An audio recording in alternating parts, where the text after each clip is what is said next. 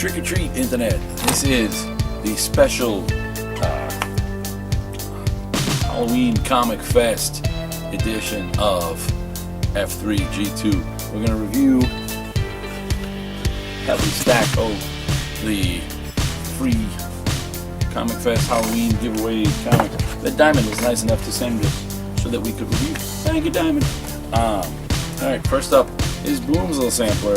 The Boom Studios Halloween Fright Fest 2014, which features, it's got some adventure time, it's got a starchy story where he's in a nightmare world where everyone's got a mustache but him. It's got some classic Peanut strips with, you got Snoopy trick-or-treating and Peppermint Patty trying to figure out what to do with a jack-o'-lantern after Halloween. And it ends with Fraggle Rock with just Moki is trying to find her lost inspiration. It's good, it's fun, it's safe for the kiddies. No razors inside. LBX is the Little Battle Experience. This one comes at us from Perfect Square. It's okay. It's one of those. It's a black and white little manga sampler of one of those Pokemon-esque games where you do stuff and they make a cartoon. Angry Birds comics. Zombie pigs. I'm going around going, eggs. Made me laugh. This is pretty cute, pretty fun, and it's Angry Birds. Even though it should be a day late and a dollar short, there's always people that still love the Angry Birds. So it's still the rage. Merman was one of my favorites. This comes to us from Oni. And this is Joey Weiser's little story. Merman he's a little merman named Merman. And they introduce the idea, he and his little human friends introduce the idea of Halloween to Mer, the undersea kingdom where he comes from.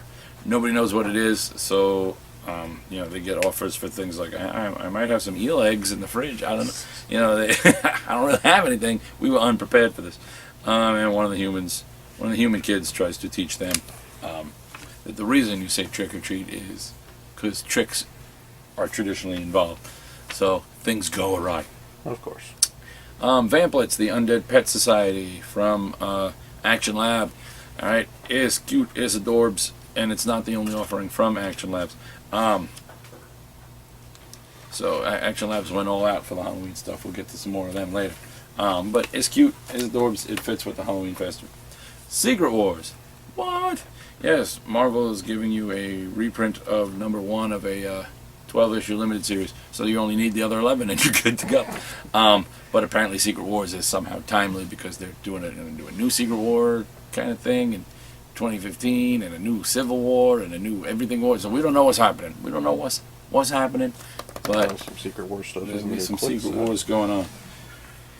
Grim Fairy Tales Halloween Special. They always do a Halloween special, and it's always done in their own inimitable Halloween kind of Xenoscope style.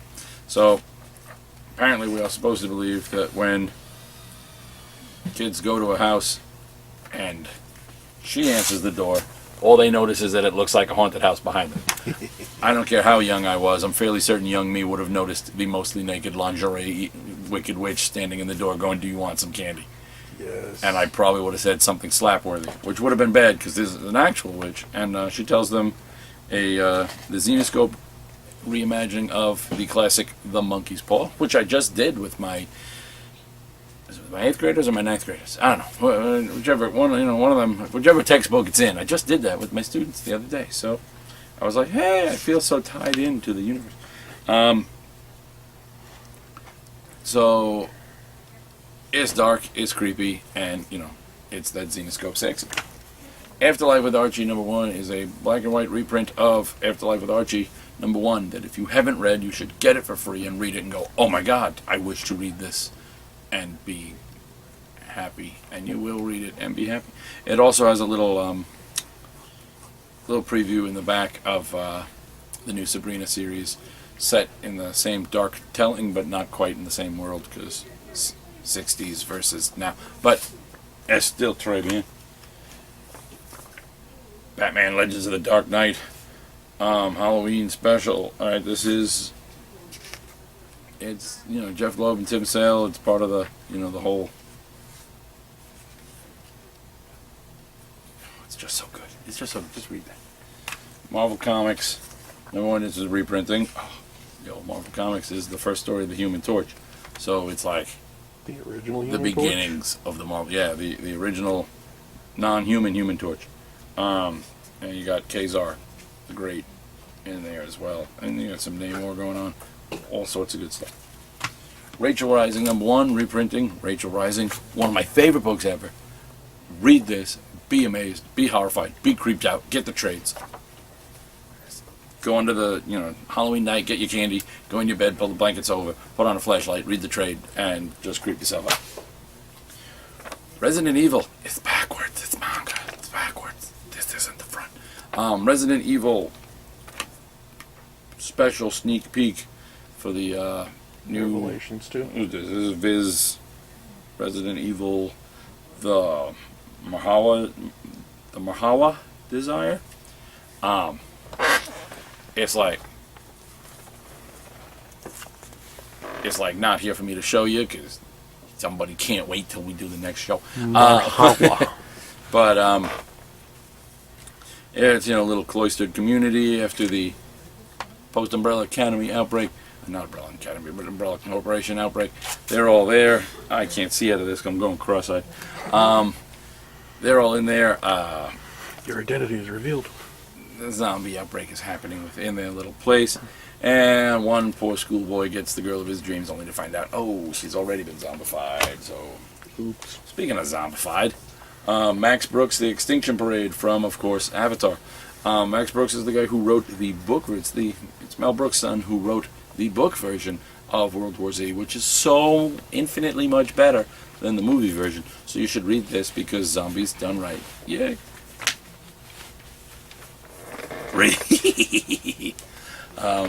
Scooby-Doo Team Up Special Edition featuring Batman and Robin.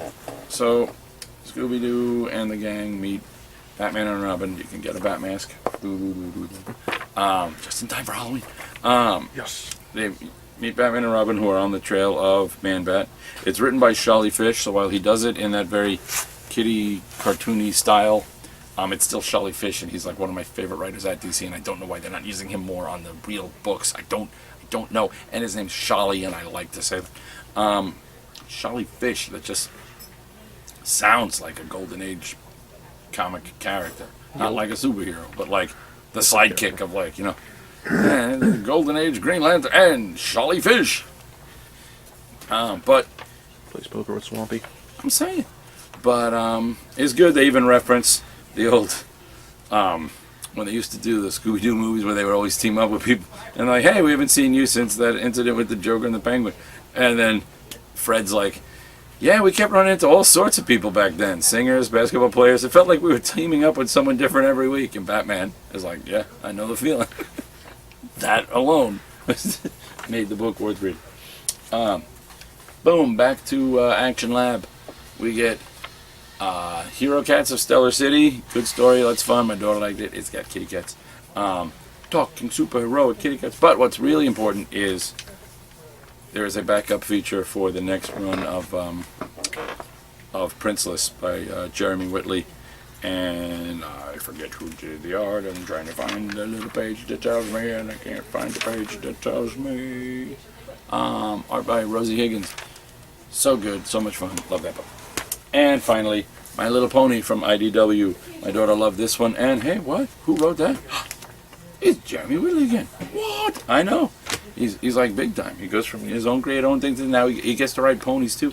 It's like he's taking off, and I can say, hey, I remember when I first heard about that guy.